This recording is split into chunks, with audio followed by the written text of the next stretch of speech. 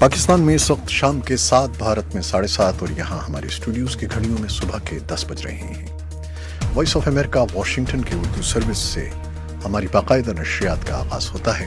पहले घंटे के लिए मैं हूँ आपका मेज़बान खालिद हमीद। जैसा कि आप देख रहे हैं, फेसबुक लाइव पर हम आपके सामने हैं और वेबसाइट और रेडियो पर हमारा ये 1 घंटे का न्यूज़ शो जारी रहेगा। तो आगाज करते हैं पहले आज की अहम खबरों की सुर्खियों से। बलूचिस्तान के ज़िले डेरा बुगती में नामालूम अफराद के एक हमले में हुकूमत के वफादार कबायली सरबराह की अमन मिलिशिया के 3 अहलकार हलाक और 1 जख्मी हो गया। इसी ज़िले में बारूदी सुरंग के एक धमाके में 1 लेवीज़ अहलकार समेत 2 अफराद शदीद जख्मी हो गए हैं। अफगानिस्तान में अहदेदारों ने तस्दीक की है कि एक तालिबान कैदी ने 8 पुलिस एहलकारों को गोली मारकर हलाक कर दिया, जिनमें 3 सीनियर अफसर भी शामिल हैं। अफगान तालिबान ने अमेरिका को खबरदार किया है कि वो जाली और फराड तखरीबकार ग्रुपों से मुलाकात करने से बाज रहें, क्योंकि बकौल उनके ऐसे राब्तों से असल मुज़ाकरात के अमल को शदीद नुकसान पहुंच सकता है। अमरीकी हुकाम ने ईरान के जनूब मगरबी शहर आवाज में एक फौजी परेड पर हमले में मुलव्वस होने के ईरानी इल्जामात की तरदीद करते हुए कहा है कि ईरान को बदअमनी की वजूहात अपने अंदर तलाश करनी चाहिए। न्यूयॉर्क में आइंदा मंगल के रोज से शुरू होने वाली अक़वाम मुत्तहिदा की जनरल असम्बली के इजलास के मौके पर अमरीकी वज़ीर ख़ारजा माइक पॉम्पियो और पाकिस्तानी वज़ीर ख़ारजा शाह महमूद कुरैशी के दरमियान मुलाकात मुतवक्के है। और पाकिस्तान के वज़ीर ख़ारजा ने कहा है कि भारत ने वज़ीर ख़ारजा की सतह पर मुलाकात के लिए इकरार करके इनकार कर दिया और अब ये भारत को सोचना है कि दोनों मुल्कों के दरमियान ताल्लुकात बेहतर बनाने के हवाले से मौक़े ज़ाया करने का जिम्मेदार कौन है।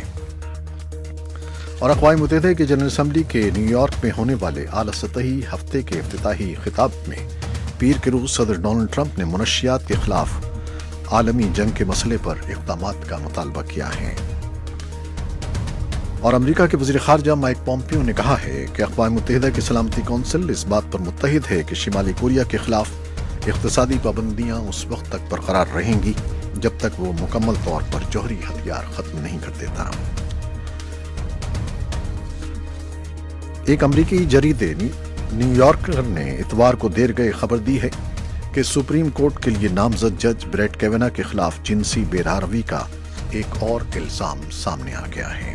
ये थी 6 सुर्खियां और तफसील चंद लम्हे बाद।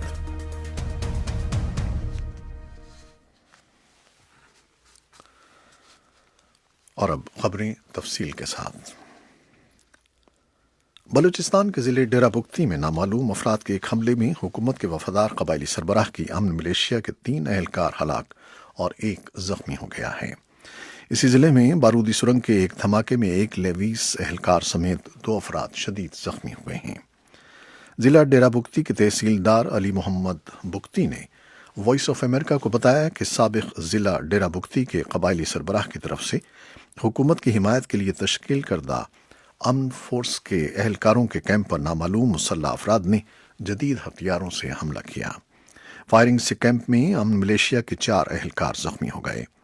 फायरिंग का सिलसिला काफ़ी देर तक जारी रहा। इस दौरान जख्मी होने वाले अफराद में से 3 ने हस्पताल पहुंचने से पहले ही दम तोड़ दिया। सिर्फ 1 जख्मी को हस्पताल मुंतकिल किया जा सका। अफगानिस्तान में अहदेदारों ने तस्दीक की है कि एक तालिबान कैदी ने 8 पुलिस एहलकारों को गोली मारकर हलाक कर दिया है, जिनमें 3 सीनियर पुलिस अफसर भी शामिल हैं। जुनूबी ज़ाबुल सूबे में इस कैद खाने में ये कैदी गार्ड से छुपा कर एक राइफल अंदर ले गया था। एक पुलिस ऑफिसर ने वॉइस ऑफ अमेरिका को बताया कि इतवार को देर गए शहर सफ़ा डिस्ट्रिक्ट जेल में ये वाक़या उस वक्त पेश आया जब सिक्योरिटी गार्ड्स शाम की नमाज अदा कर रहे थे। पुलिस ऑफिसर गुलाम जिलानी ने बताया कि हमलावर ने गैर मुसल्लह एहलकारों पर गोलियां बरसाईं।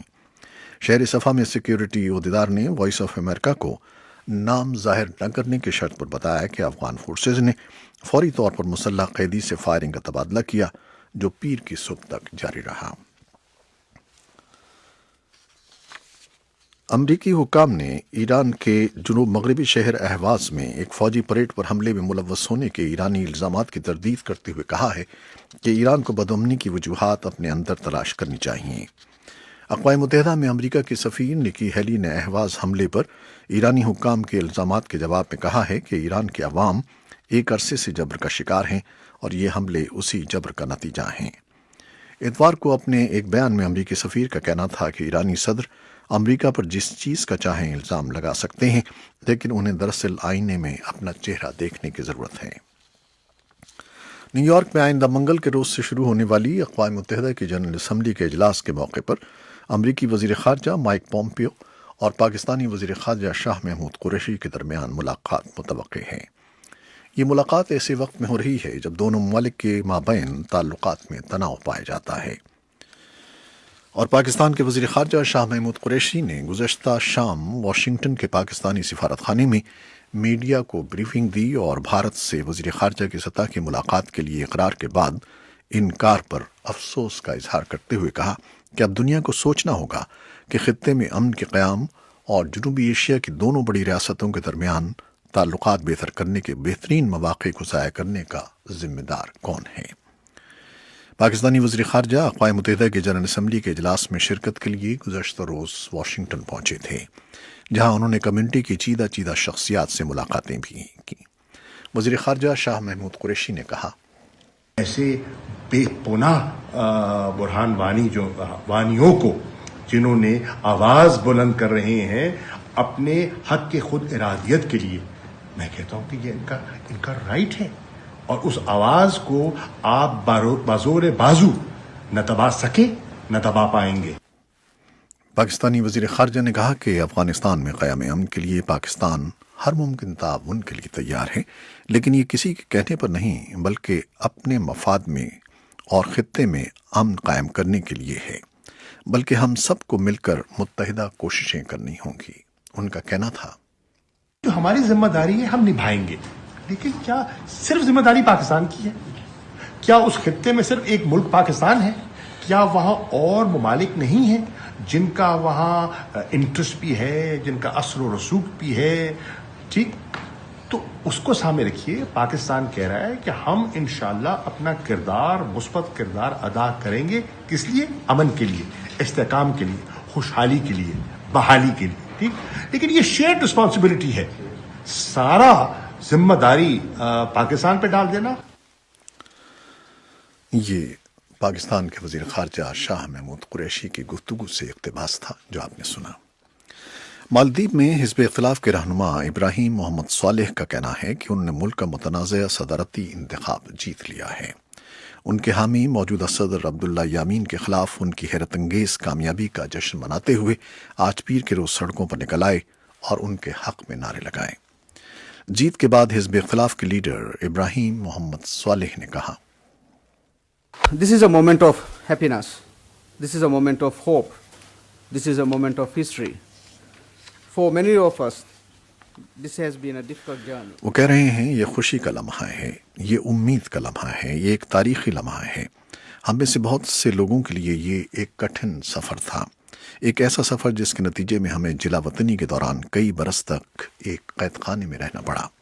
یہ ایک ایسا سفر تھا جس میں سرکاری ادارے مکمل طور پر سیاست کا شکار ہو کر تباہ ہو گئے، لیکن اس سفر کا اختتام ووٹ پر ہوا، کیونکہ اب لوگ خود رہنمائی کریں گے۔ عوام نے فیصلہ دے دیا ہے اور انہوں نے یہ فیصلہ تبدیلی کے لیے دیا ہے۔ صالح کا کہنا تھا کہ 92% ووٹوں کی گنتی کے بعد انہیں اپنے حریف پر 16% ووٹوں کی برتری حاصل ہو گئی ہے، اور اب عبداللہ یامین کو یہ نتائج تسلیم کر لینے چاہیے۔ آخری خبریں آنے تک عبداللہ یامین نے اپنی شکست تسلیم کر لی تھی۔ اور لاہور ہائی کورٹ نے بغاوت کے ایک مقدمے میں سابق وزیر اعظم نواز شریف کو 8 اکتوبر کو پیش ہونے کا حکم دیا ہے۔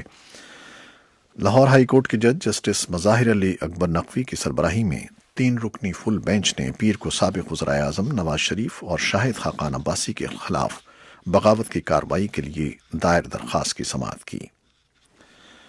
سپریم کورٹ نے منی لانڈرنگ کیس میں مبینہ طور پر کشتیوں کے ذریعے رقوم کی منتقلی کی تحقیقات کا حکم دے دیا ہے، جبکہ منی لانڈرنگ کی تحقیقات کرنے والی مشترکہ تحقیقاتی ٹیم نے مزید 33 مشکوک بینک اکاؤنٹس کا سراغ لگا لیا ہے۔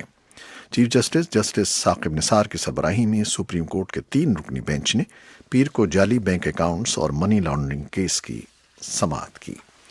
یہ تھیں وہ خبریں جو فیس بک لائیو پر ہم نے آپ کے لیے پیش کی۔ ویب سائٹ اور ریڈیو پر ہمارا یہ شو جاری ہے، ہمارے ساتھ رہیے گا۔ فیس بک لائیو سے اجازت لیتے ہیں، اللہ حافظ۔